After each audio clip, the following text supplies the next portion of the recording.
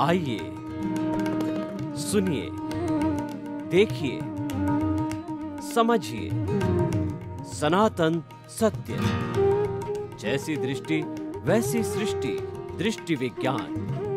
कुदरत, कुदरती रचना एवं कुदरत के कानून से शाश्वत सुख की प्राप्ति। जोधपुर के परम पूज्य महात्मा उपासक प्रोफेसर डॉक्टर सोहन राज तातेड़ के निर्देशन में सनातन सत्य। जैसी दृष्टि वैसी सृष्टि, दृष्टि विज्ञान।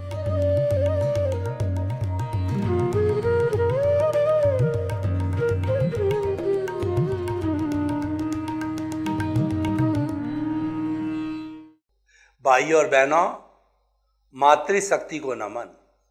आज का हमारा बहुत ही सुंदर विषय है जीव अजीव का भेद।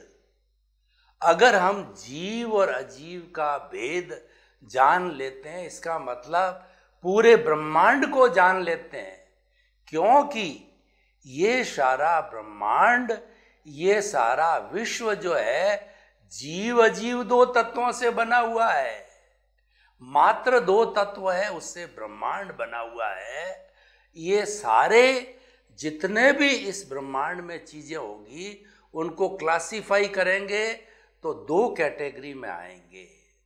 अजीव कभी जीव नहीं हो सकता, जीव कभी अजीव नहीं हो सकता, लेकिन दोनों आपस के अंदर वो मिल सकते हैं, आपस के अंदर मिश्रण हो सकता है। देखिए कि वो कभी भी जो है अलग हमेशा कैसे रहेंगे। मैं आपको एक उदाहरण देना चाहता हूँ कि जो पानी का जो है एक हमारा बर्तन है, उसके ऊपर 8-10 बूंदें जो है घी की डाल दी, उसके बाद में खूब उसको मथा, तो मथने के बाद भी वो घी की बूंदें तो उसके ऊपर तैरती रहती है। जबकि नमक डाला तो पानी में घुल गया, चीनी डाली तो पानी में घुल गया और उसका टेस्ट खारा मीठा आदि बन गया। लेकिन वह जो है वो घी की बूंदें तो एज इट इज है, कितनी बार मतो वो एज इट इज। इसका मतलब क्या हो गया कि जड़ अलग रह गया, चेतन हो गया, वो अपने अपने अस्तित्व में रहते हैं। तो जो हमारा जड़ तत्व है, मैटर है, पुद्गल है, वह साधन है, और जो चेतन तत्व है वो साध्य है। क्योंकि चेतन तत्व की हाजिरी से ही कार्य होता है। मैं हाथ हिला रहा हूँ, बोल रहा हूँ, खा रहा हूँ, पी रहा हूँ, क्या आपने कभी सोचा है यह किसकी ताकत से हो रहा है? मेरे शरीर में ऐसा कौन सा एलिमेंट है जिसकी ताकत से मैं वो सब काम कर रहा हूँ और मुर्दा नहीं कर पाता है? देखिए, सांसा जब तक आशा, जब शरीर के अंदर सांस रहती है, जब सबको आशा रहती है ये जिंदा है। परिवार के सदस्य भी कहते हैं कि ये हमारे घरकार के परिवार का सदस्य है और जिंदा है। और जब सांस निकल जाती है तो राम नाम सत्य होता है। तो देखिए कि कोई व्यक्ति लास्ट डेथ बेड के ऊपर बैठा है, वो बातचीत कर रहा है, तो बातचीत करते करते आपको मालूम होगा कि वह किसकी ताकत से बात कर रहा है। वह चेतना की ताकत से बात कर रहा है।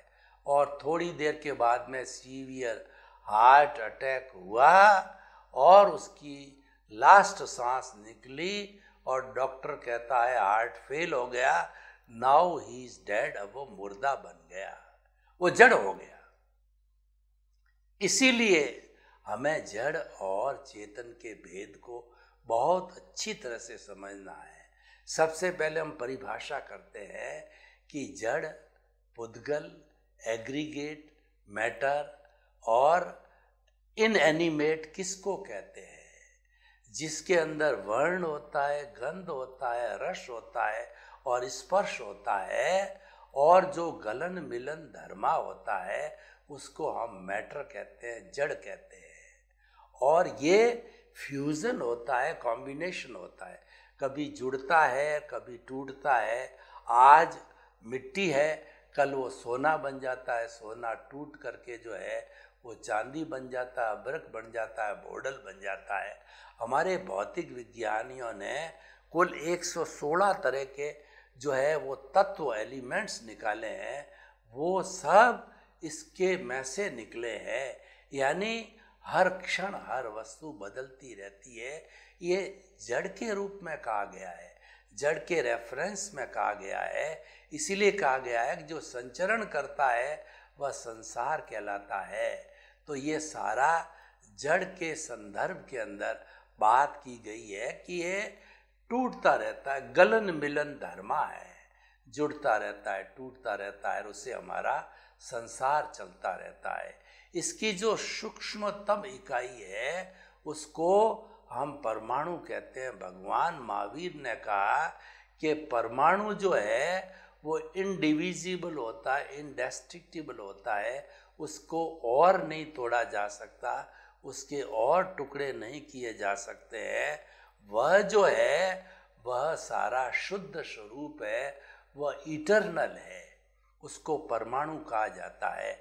और वही एक परमाणु दो परमाणु के साथ जुड़ता है तो द्विपरमाणु हो जाता है, तीन परमाणुओं के साथ में जुड़ता है तो तीन परमाणु होता है, और अणु बनते हैं और वो मिलता जालता है।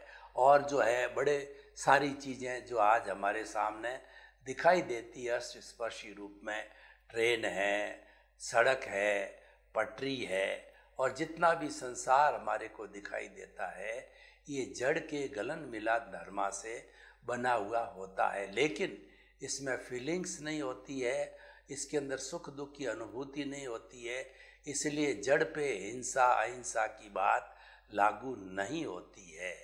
हिंसा अहिंसा की बात चेतन तत्व पे लागू होती है, क्योंकि जड़ में तो अनुभूति नहीं है, तो वो क्या हिंसा होगी और हिंसा कैसे मानी जाए। हिंसा का अर्थ होता है किसी प्राणी को दुख देना, कष्ट देना, वह हिंसा कहलाती। तो हम कष्ट क्या दें, उसमें प्राण ही नहीं है। देखिए ये जो उद्गलों की ताकत होती है उसको हम पर्याप्ति कहते हैं। आहार प्राप्ति, शरीर प्राप्ति, इंद्रिय प्राप्ति, भाषा प्राप्ति, मन प्राप्ति और स्वाचो प्राप्ति, ये सब परमाणु हैं, इसीलिए पर्याप्ति कहलाता है। ये पुद्गलों की शक्ति है जो अलग अलग काम करती है। आहार प्राप्ति है, आहार बनाती है, शरीर प्राप्ति शरीर बनाती है, इंद्रिय प्राप्ति पांचों इंद्रिय बनाती है, और श्वास हम लेते हैं वो श्वासोवास प्राप्ति है, और भाषा के हम परमाणु ग्रहण करते हैं वो भाषा प्राप्ति है, और मन के चतुष्पर्शी प्राणु ग्रहण करते हैं वो हमारी मन प्राप्ति होती है। तो ये पुद्गलों की शक्ति को प्राप्ति कहा जाता है, और चेतना की शक्ति को प्राण कहा जाता है। प्राण 10 तरह के होते हैं, 5 इंद्रियों के प्राण होते हैं, और छठा मनोबल, वचन बल, काया बल और स्वाचोच्छ्वास प्राण और आयुष्य प्राण, 10 प्राण होते हैं। इसमें से 5 इंद्रियों के प्राण होते हैं। मन की जो बल होता है मनोबल कहते हैं, वचन के बल को वचन बल कहते हैं, शरीर के बल को शरीर काया बल कहते हैं, श्वास के जो बल को श्वासोच्छ्वास कहते हैं, और उसके बाद के अंदर जो है आयुष्य प्राण 10वां प्राण होता है। तो आयुष्य का प्राण है, अगर आयुष्य जिंदा है तो ये 9 प्राण भी चले जाए तभी व्यक्ति वह जिंदा रहेगा, और आयुष्य प्राण चला गया और दूसरे जिंदे हैं तो वह व्यक्ति जिंदा नहीं रह सकता। मुर्दा और जिंदे की बात है वो आयुष्य के संदर्भ में है।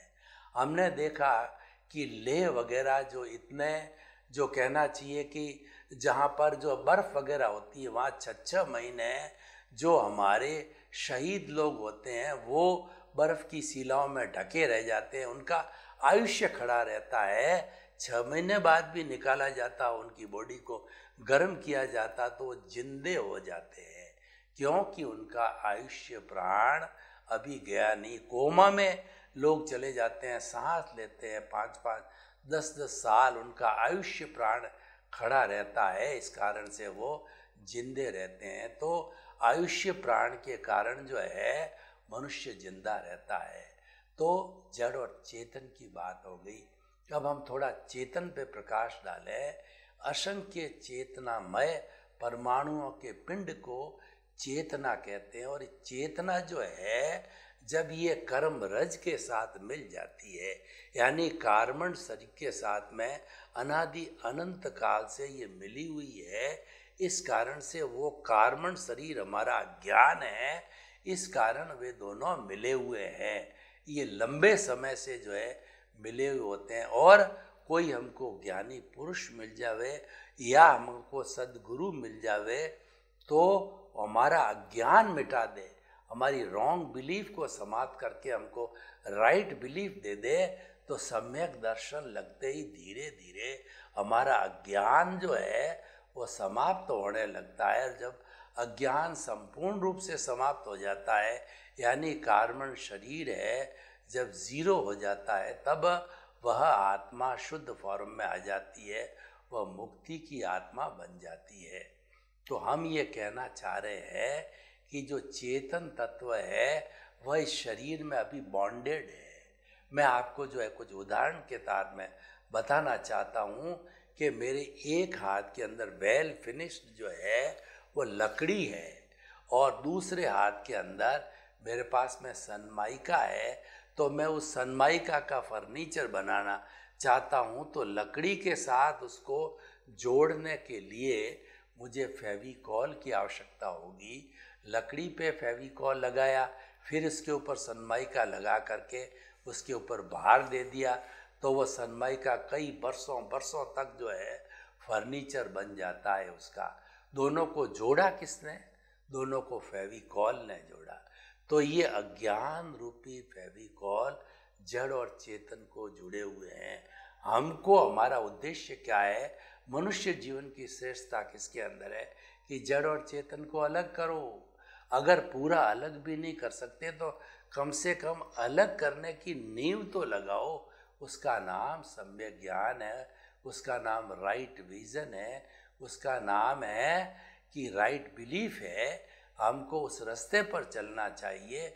उसके लिए हमको सनातन सत्य की आवश्यकता होती है। यूनिवर्सल ट्रूथ, सार्वभौम सत्य जो कुदरत और कुदरती रचना पर आधारित होता है, वो जो है हम उसके सहारे जो है वो चल करके और दोनों को अलग कर सकते हैं। यानी हमारे को उसकी पूरी जानकारी होना जरूरी है।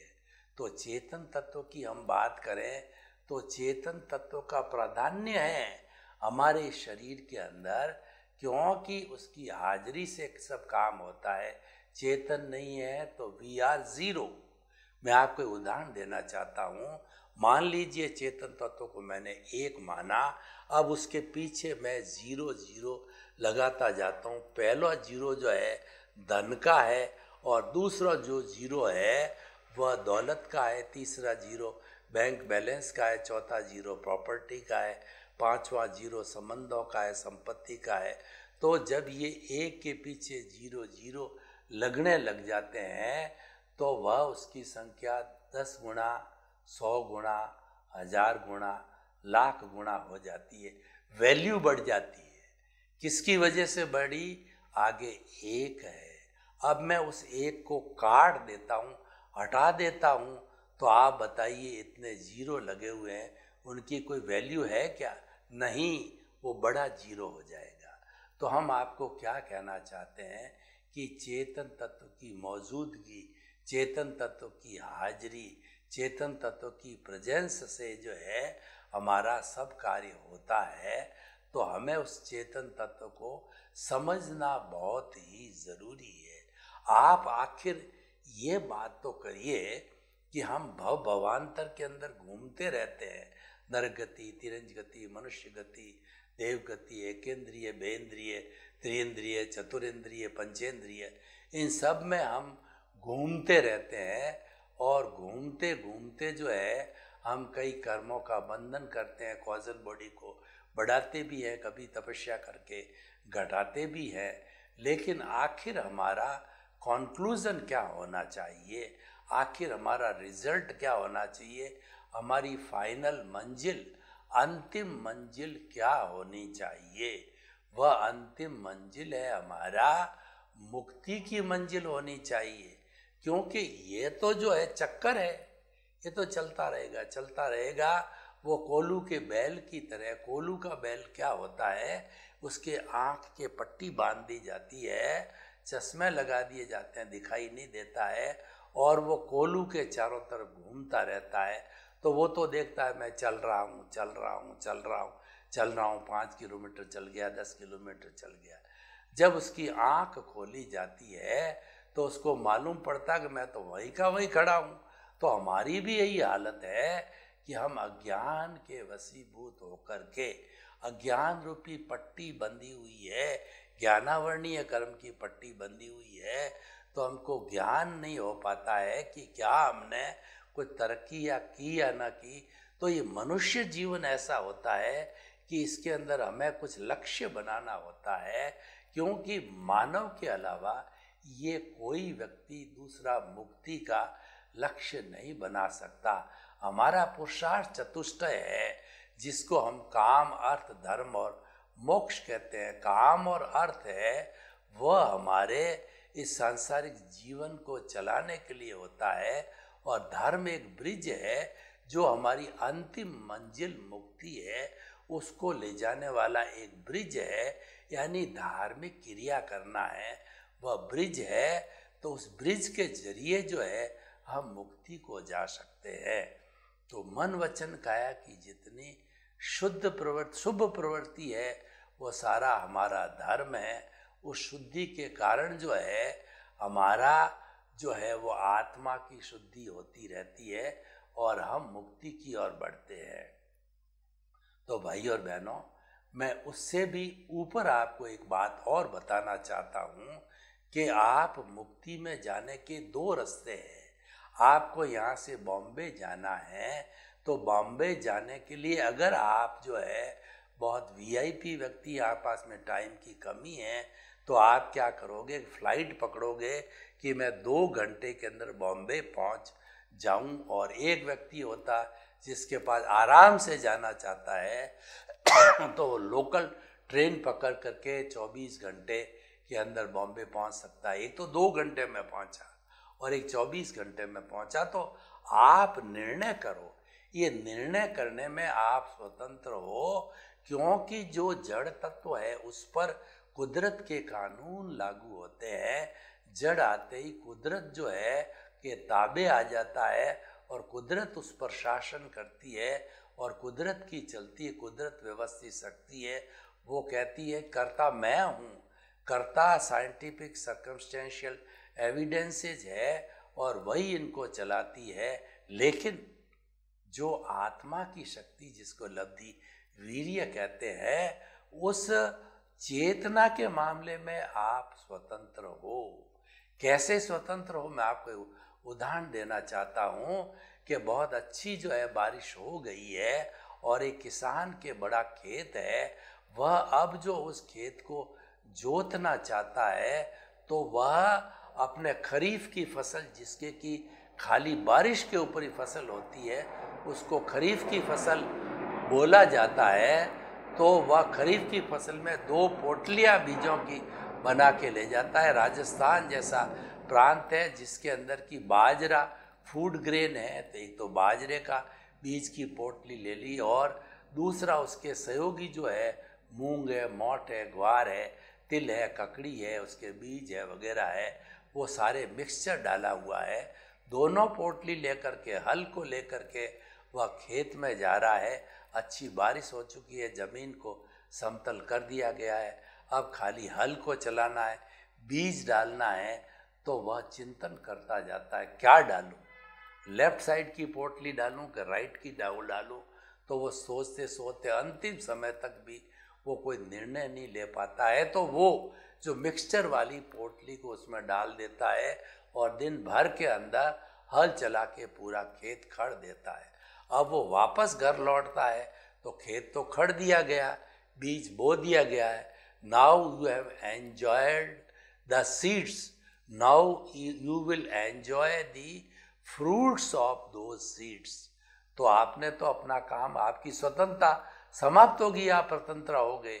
अब वो वापस लौटते वक्त रास्ते में चिंतन करता है कि हमारा फूड ग्रेन 12 महीने चलता है, घर की बाजरी है वो 12 महीने, उसके कई तरह के और अन्य अन्य जो है फूड प्रोडक्ट्स बनाए जाते हैं, अच्छी होती है, मीठी बाजरी होती है, उसको प्रिजर्व भी किया जा सकता है, तो 12 महीने चलती। मैंने गलती कर दी, पर अब पछताए क्या होता है जब चिड़िया चुग गई खेत। अब आप कुछ भी नहीं कर सकते क्योंकि आपने बीज बो दिया, आपकी स्वतंत्रता खत्म हो गई।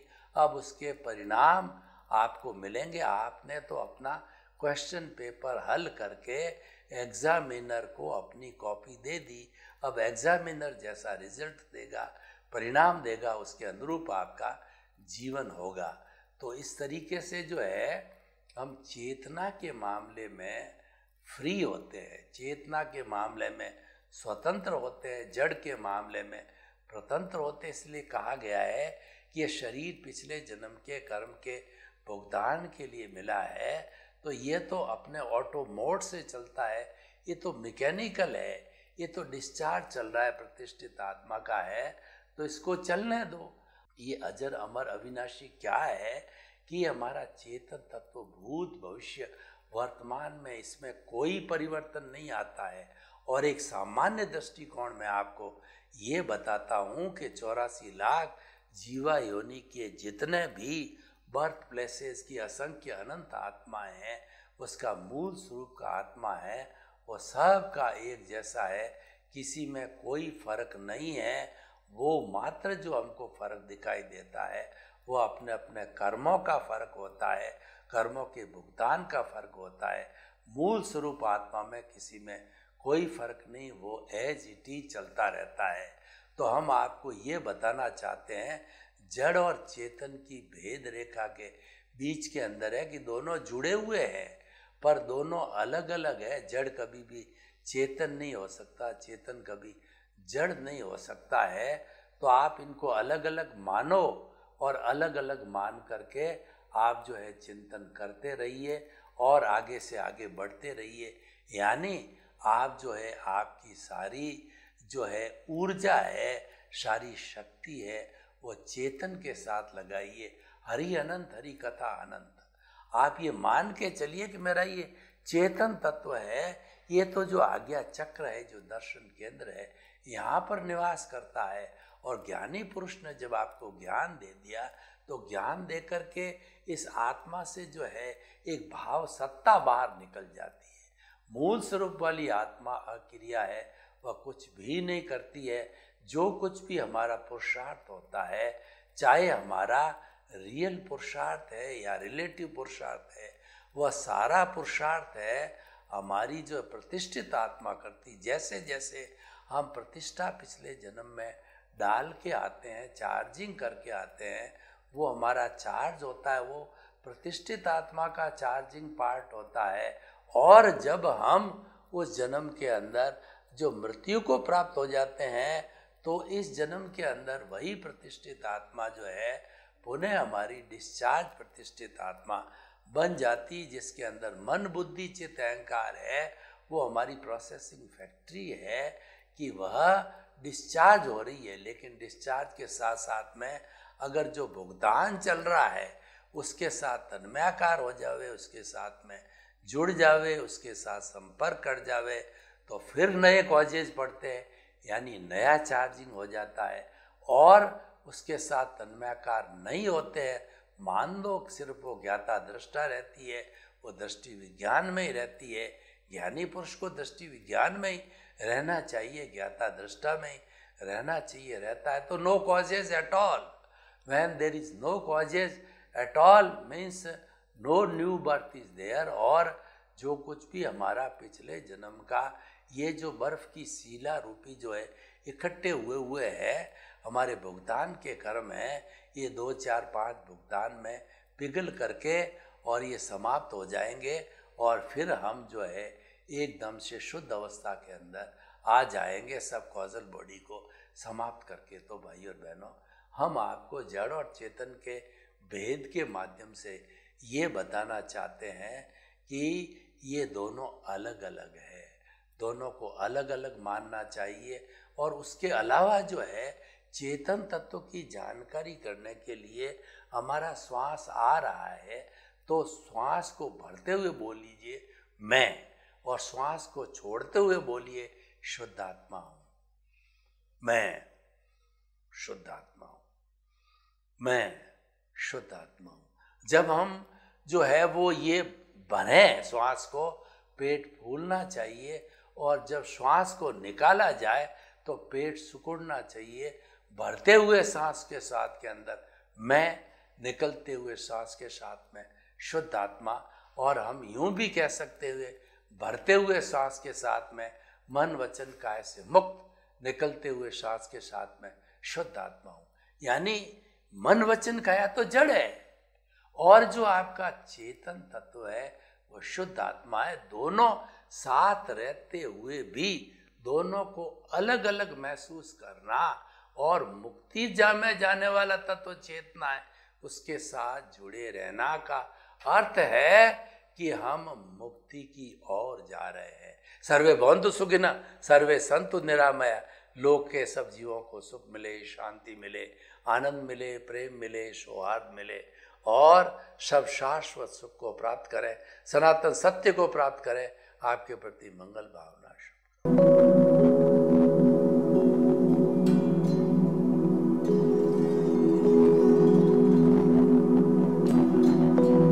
एक ऐसा अंतर्राष्ट्रीय ख्याति प्राप्त मानव जो गुरु प्रेरणा से पिछले 20 वर्षों से वानप्रस्थ जीवन जीते हुए 24 घंटे मानवता की सेवा में संलग्न है।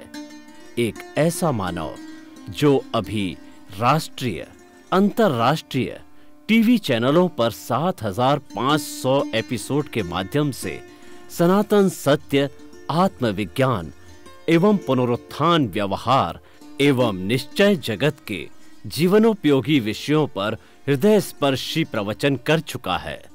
उस मानव का नाम है महात्मा उपासक प्रोफेसर डॉक्टर सोहन राज तातेड़। प्रोफेसर तातेड़ द्वारा योग, दर्शन, शिक्षा विषयों पर रचित पीएचडी स्तर के 250 शोध ग्रंथ भारत के 100 प्रतिष्ठित विश्वविद्यालयों में शोधार्थी पढ़ रहे हैं तथा वे सभी शोध ग्रंथ वहां की सेंट्रल लाइब्रेरियों में उपलब्ध हैं। महात्मा सोहन राज ने अभी तक हजारों स्कूलों, कॉलेजों, विश्वविद्यालयों एवं संस्थाओं में सेमिनार, वर्कशॉप, कैंप लगाकर लाखों विद्यार्थियों को योग, दर्शन, शिक्षा का प्रशिक्षण देकर उन्हें सुसंस्कारित किया। डॉक्टर तातेड़ ने भारतीय संस्कृति उत्थान के 4000 से अधिक समसामयिक विषयों पर आर्टिकल लिखकर ऑनलाइन जर्नल, पत्रिकाओं, वेबसाइट्स पर प्रकाशित किया, जिसका उपयोग लाखों पाठक कर रहे हैं।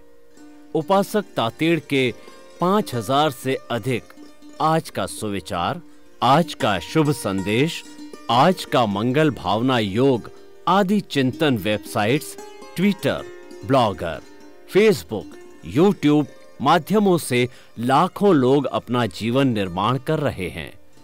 मानवता के मसीहा ऐसे महामानव महात्मा सोहन राज तातेड़ के प्रोफाइल को अभी तक विश्व के 20 लाख दर्शक यूट्यूब पर, 12 लाख गूगल पर एवं लाखों दर्शक फेसबुक, ब्लॉगर, ट्विटर और इंस्टाग्राम पर देख चुके हैं।